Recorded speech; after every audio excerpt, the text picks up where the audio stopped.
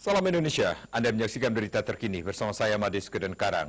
Pemirsa, ratusan orang yang terdiri dari mahasiswa turun ke jalanan untuk menggelar demonstrasi di Bangladesh.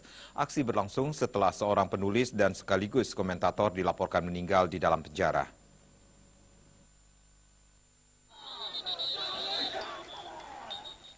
Sekitar 300 aktivis mahasiswa berunjuk rasa di Bangladesh.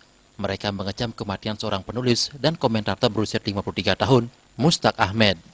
Ahmed ditangkap tahun 2020 lalu atas tuduhan melanggar Undang-Undang Keamanan Digital yang menurut para kritikus menghambat kebebasan berekspresi.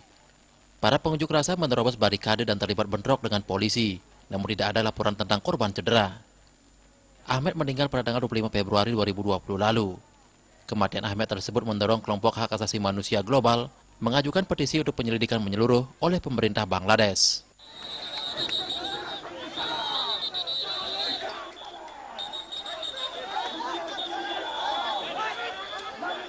Laporan postmortem resmi Ahmed mengatakan ia meninggal karena sebab alami.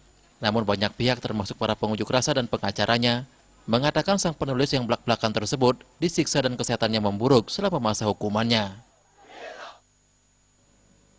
Pemirsa, untuk mencegah penyebaran COVID-19, ingat pesan ibu, selalu terapkan 3M, wajib memakai masker, wajib mencuci tangan, dan wajib menjaga jarak, dan wajib menghindari kerumunan.